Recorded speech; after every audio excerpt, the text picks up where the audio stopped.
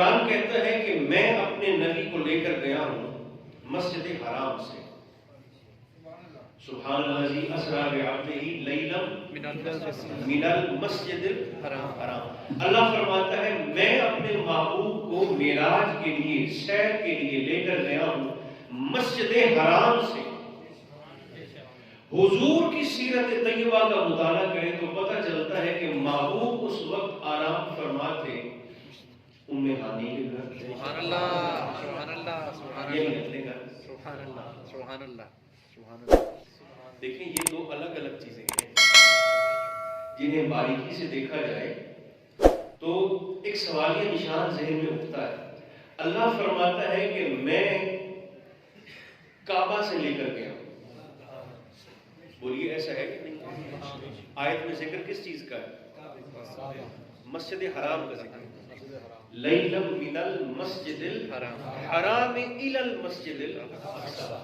اللہ فرماتا ہے میں کعبے سے لے کر گیا ہوں. حضور فرماتے ہیں کہ میں تو اپنے گھر تھا. سبحان اللہ سبحان اللہ سبحان اللہ.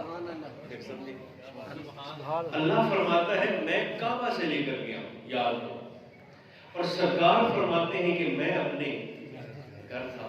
اب یہ دو مختلف باتوں میں تطبیق کیسے پیدا ہوگی، مطابقت کیسے پیدا ہوگی؟ تو صوفیاء فرماتے ہیں اس میں اتنا فکر مند ہونے کی حاجت نہیں ہے. یار کا گھر عاشقوں کے لیے کسی کعبہ سے کم تو نہیں.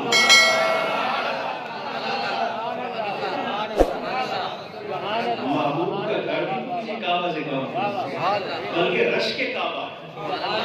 امامنا فرماتی کہ جب سرکار کی ولادت ہوئی تو میں نے دیکھا کہ بیت اللہ کے اندر موجود بت وہ تو سجدہ ریز ہو کر گر ہی پڑے تھے، مگر کعبہ اللہ اللہ کا گھر بھی میرے آستانے کی طرف گویا سجدے میں جھک گیا. حضور کا آستانہ تو رشک کعبہ ہے.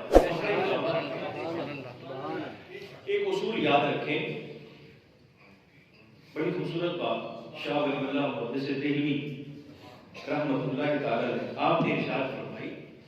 آپ فرماتے ہیں کہ ایک اصول یہ ہے، فطرت کا اصول یہ ہے کہ جن عناصر سے اللہ نے انسان کو تخلیق فرمایا ہے، اگر ان میں سے کسی ایک بھی عنصر کو انسان سے جدا کر دو تو انسان کی موت واقع ہو جاتی ہے. آگ، پانی، ہوا اور مٹی، یہ چار عناصر ایسے ہیں کہ جن سے اللہ نے انسان کا وجود، میرا اور آپ کا جسم بنایا. آگ، دیکھیں ہمارا بدن ہر وقت ایک خاص قسم کی حرارت پر گرم رہتا ہے. یہ حرارت بڑھ جائے تو بھی گڑبڑ ہے. ڈاکٹر کے پاس جانا پڑتا ہے، وہ تھرمامیٹر منہ میں لگا کے چیک کرتے ہیں کہ اس کو بخار کتنا ہے. 104 پہ 105 پہ 6 پہ چلا جائے تو موت واقع ہو جاتی ہے. یہ حرارت، یہ گرمی اور یہ حدت، یہ تپش، آگ بڑھ جائے تو بھی موت ہے. اور یہ آگ اور حرارت انسان کے جسم سے بالکل کم کر کے، ختم کر کے آپ اس کو ٹھنڈا کر دیں تو انسان بالکل ہی ٹھنڈا ہو جائے، موت واقع ہو جائے. آگ کو دور کریں، موت. پانی، کبھی کبھی جسم میں پانی کی کمی ہو جائے تو ڈاکٹر صاحبان ڈرپ لگا کر یا کسی اور ذریعے سے انسان کے جسم میں پانی کی مقدار کو پورا کرتے ہیں. یہ پانی کی مقدار بڑھ جائے تو بھی موت ہے.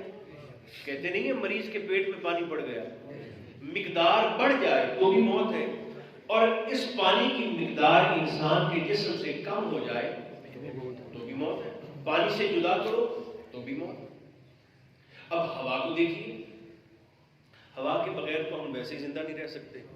دیکھیں جو لوگ ہوائی جہاز پر سفر کرتے رہتے ہیں، یہ جنہوں نے سفر کر رکھا ہے وہ جانتے ہیں، ایک خاص قسم کی بلندی پر جا کر ہوائی جہاز میں اعلان ہوتا ہے کہ اگر آپ کو آکسیجن کا دباؤ کم محسوس ہو تو یہ آپ کے سر کے اوپر موجود ڈبہ کھلے گا اور اس میں سے آکسیجن کا ماسک گرے گا.